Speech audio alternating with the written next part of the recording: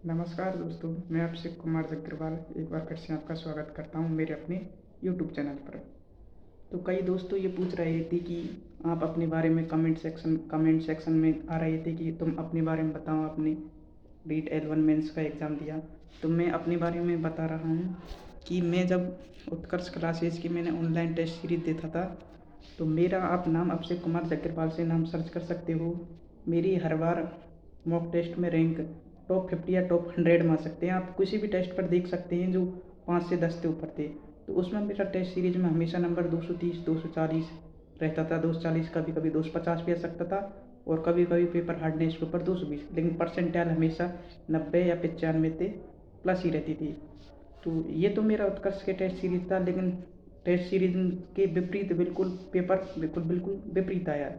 जैसे कर्मचारी चयन बोर्ड का आज तक मैं 2022 के पेपरों को एनालाइज कर रहा हूँ, तो मैंने देखा उससे सबसे खतरनाक पेपर था।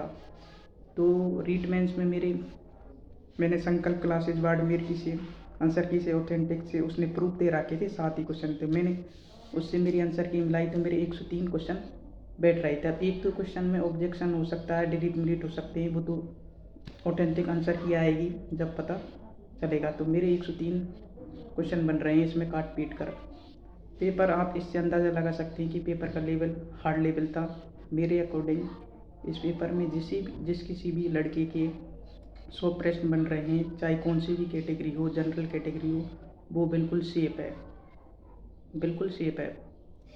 और पेपर बहुत लेंथी था क्योंकि करने में बहुत दिक्कत आ रही थी, क्योंकि एक एक ऑप्शन में चार चार कथन दे रखी, चार चार देख रखे थे, फिर उनको मैच करना था। और कथन भी ऐसे ही नहीं थी, वो मैचिंग का ऑप्शन आ रहा था उसमें भी। जब तक आपको तीनों चारों याद नहीं होंगे, जब तक वो क्वेश्चन नहीं निकल रहा था। तो कुछ प्रकार से कथन और कारण के थे, तो कथन भी सही लग रहा था, कारण भी सही लग रहा था, तो व्याख्या का पता नहीं चल रहा था, क्योंकि ऐसा पेपर पहली बार आया कथन और निष्कर्ष पर। तो उस कारण से भी पेपर काफ़ी हार्ड लेवल का रहा। इस कारण मेरिट ज़्यादा जाने की चांस बिल्कुल नहीं है। तो मैंने मेरे अपने मार्क्स बता दिए, 103 क्वेश्चन बन रहे हैं। मैंने मेरे उत्कर्ष, आपका दूसरा सवाल था उत्कर्ष में आपके कितने मार्क्स बन रहे थे, तो मैंने वो भी बता दिया। तीसरा प्रश्न ये कि मैं ऑलरेडी सेलेक्टेड हूँ एनिमल अटेंडेंट में, और मैं 2022-2023 से लगातार कर्मचारी चयन आयोग बोर्ड के पेपरों से जुड़ा हुआ हूँ।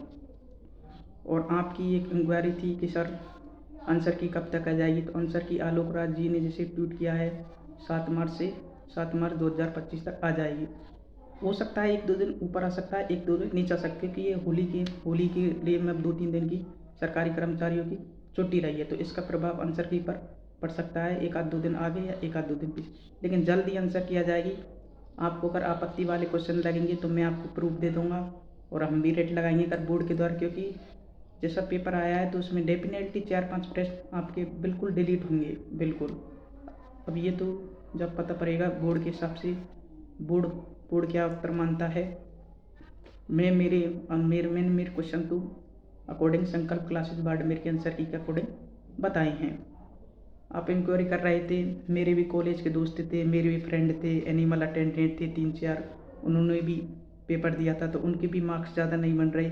एक लड़का है ऐसे ही 4th ग्रेड में, उसकी 10,000 रैंक थी, तो उसके भी 90 के करीब मार्क्स बन रहे हैं। और एक लड़का था मेरी संग का, मेरे पास जॉब करता था, तो उसके भी मार्क्स नहीं बन रहे, उसके भी 100 क्वेश्चन बन रहे हैं एनिमल इसमें इसमें लेवल 1 में।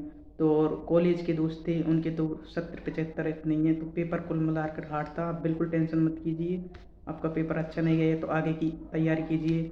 आगे LDC की भर्ती आ रही है 10,000 के पदों पर, बिल्कुल। और उसमें भी आगे यही पैटर्न रहेगा जो पैटर्न बोर्ड ने दे दिया है, क्योंकि बोर्ड का ये वाजिब था कि कट ऑफ ज़्यादा जाने लग गई, 80-80, 85-85% जाने लग गई, तो बोर्ड ने पेपर पैटर्न को सुधारने की कोशिश की। तो आपने ये क्वेश्चन पूछा तो इसका मैंने आंसर दे दिया।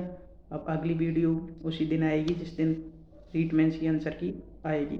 तो धन्यवाद दोस्तों, आपको कैसी वीडियो लगी आप कमेंट सेक्शन बताना, और अपने अपने मार्क्स ज़रूर लिखना कमेंट सेक्शन में, और अपनी कैटेगरी लिखना, और कैटेगरी भी लिखना। तो यहीं मैं धन्यवाद